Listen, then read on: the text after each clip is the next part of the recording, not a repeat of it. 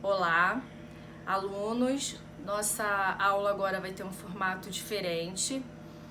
Essa é a nossa primeira aula online do 8º ano. Nós vamos estar dando continuidade ao programa que a gente tem no livro. O tema dessa aula, a gente vai falar sobre o sistema imunitário. Eu vou estar passando para vocês, através do meu computador, as páginas que a gente vai estar visualizando e vou fazer algumas considerações, uma explicação rápida para vocês.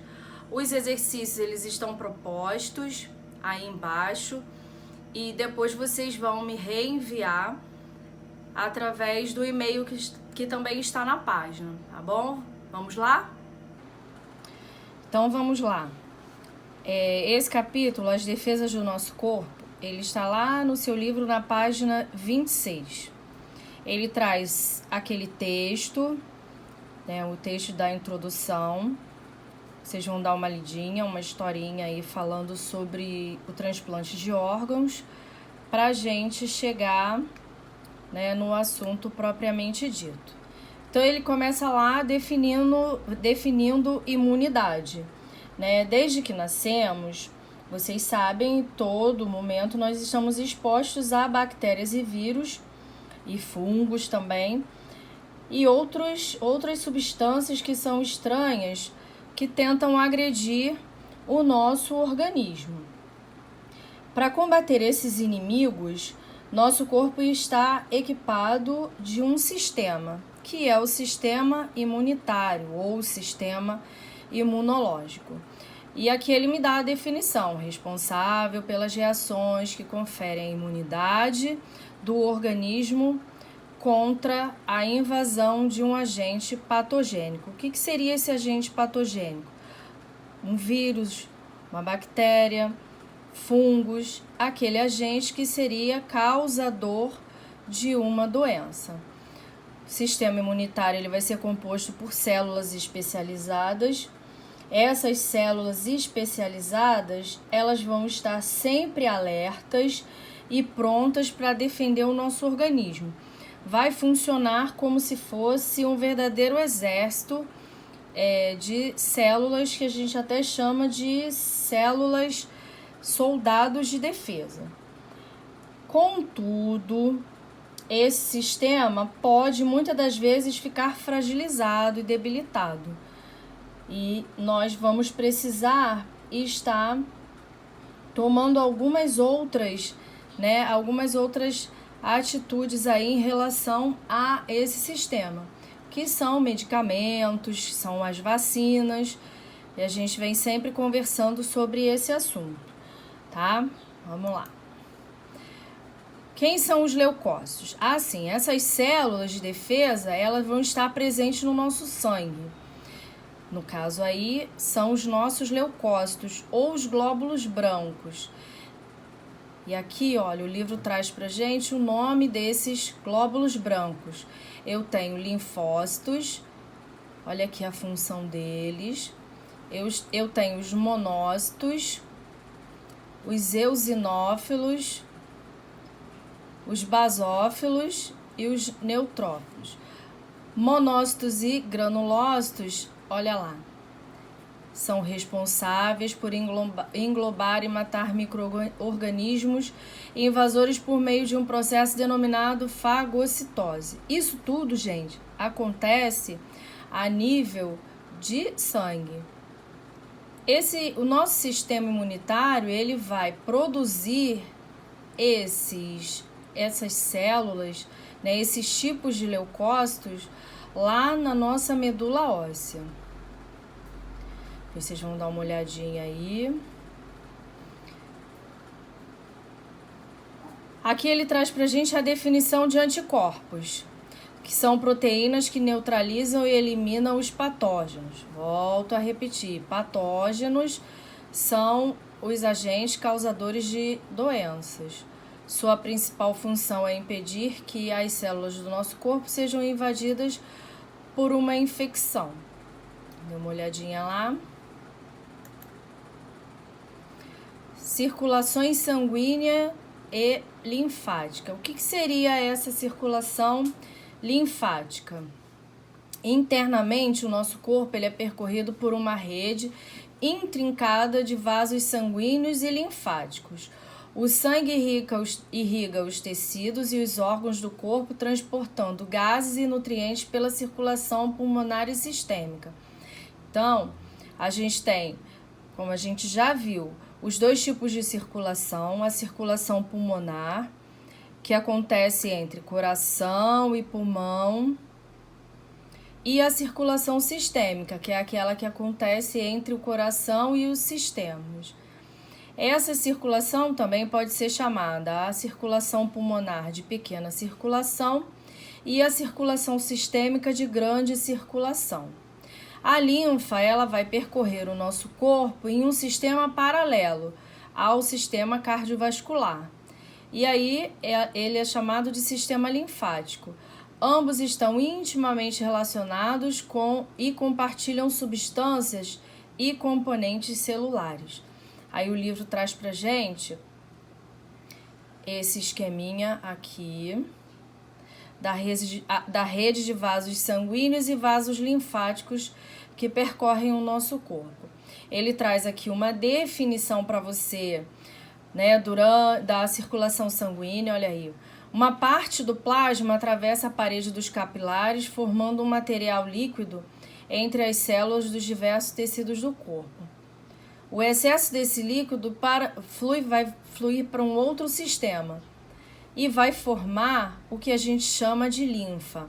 Então, a princípio, a linfa ela é formada pelo líquido que flui do próprio vaso sanguíneo.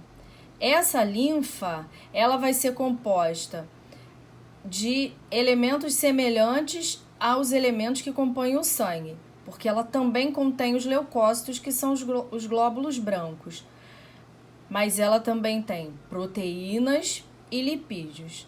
Entretanto, ela não contém as hemácias e as plaquetas. Hemácias e plaquetas somente na minha circulação sanguínea.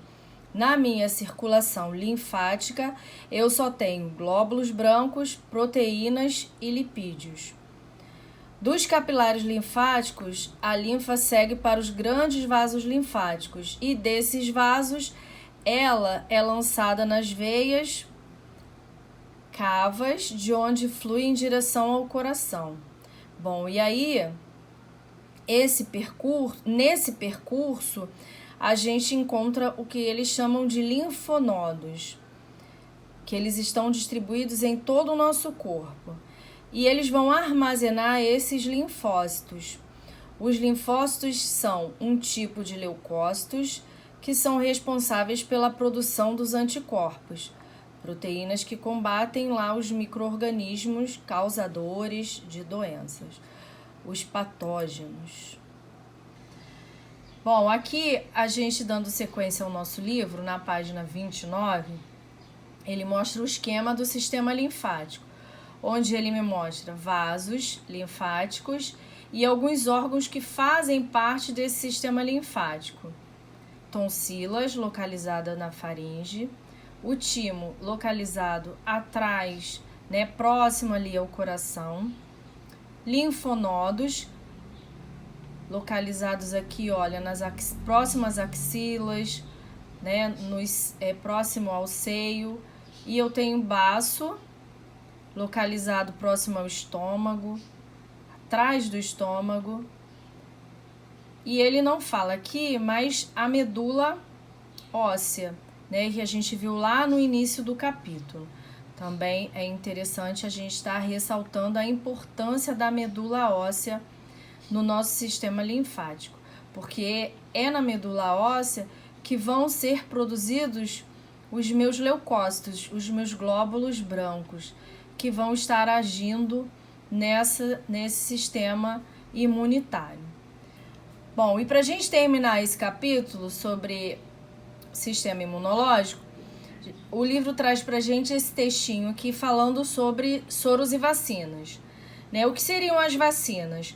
As vacinas seriam substâncias que são produzidas com bactérias ou vírus causadores da doença, só que esses agentes, esses micro-organismos, eles estariam mortos ou atenuados. O que significa isso? Que eles não vão causar a doença. Uma vez dentro do nosso organismo, esses antígenos presentes nas vacinas, eles vão estimular a produção de anticorpos pelo sistema imunológico e vão produzir células de memória. O que isso significa? Quando o organismo causador da doença invadir o nosso organismo, o nosso sistema imunológico ele já vai apresentar todo o sistema de defesa pronto. Então, as vacinas, elas vão ser chamadas de uma imunização ativa, pois o nosso próprio organismo vai produzir anticorpos para sua defesa. No caso dos soros, ele vai ser considerado uma imunização passiva, porque ele não vai estimular o nosso sistema imunológico a produzir nenhuma célula de memória, como acontece com as vacinas. Após a aplicação do soro, esses anticorpos vão desaparecer da circulação em poucos dias, pois o nosso organismo os considera como sendo corpos estranhos e por isso começa a produzir outros anticorpos específicos para combatê-los. Diante disso, é importante que o organismo não receba o mesmo soro mais de uma vez, pois em uma segunda injeção desencadearia no nosso sistema imunológico, uma reação contra esse soro. Então, o soro ele precisa ser utilizado apenas uma vez, ok? E aí, gente, para a gente encerrar, quero fazer uma consideração muito importante. Quando a gente estudou lá o capítulo sobre nutrição, a gente viu que os alimentos eles têm várias funções no nosso organismo. Vou pedir para vocês darem uma outra lidinha, tá? Nesse capítulo que nós já estudamos sobre nutrição e obtenção de energia, o capítulo 1, para a gente estar relembrando esse assunto.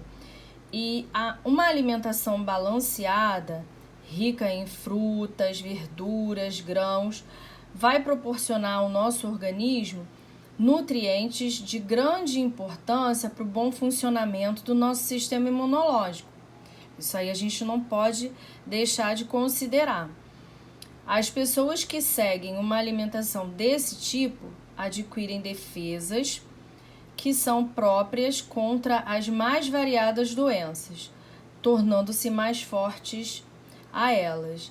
E isso, com certeza, vai proporcionar uma qualidade de vida melhor. Ou seja, aquele que tem uma alimentação balanceada, rica em nutrientes, ele vai estar com o seu sistema imunitário melhor ativado do que aquele que, em relação à sua alimentação, tem lá uma alimentação pobre em nutrientes que são necessários aí para a gente estar ativando o nosso sistema imunitário. Também a gente não pode esquecer da gente estar sempre praticando atividades físicas, O sedentarismo também prejudica o bom funcionamento do nosso organismo, tá bom? Essa aí é a consideração final da nossa aula de hoje.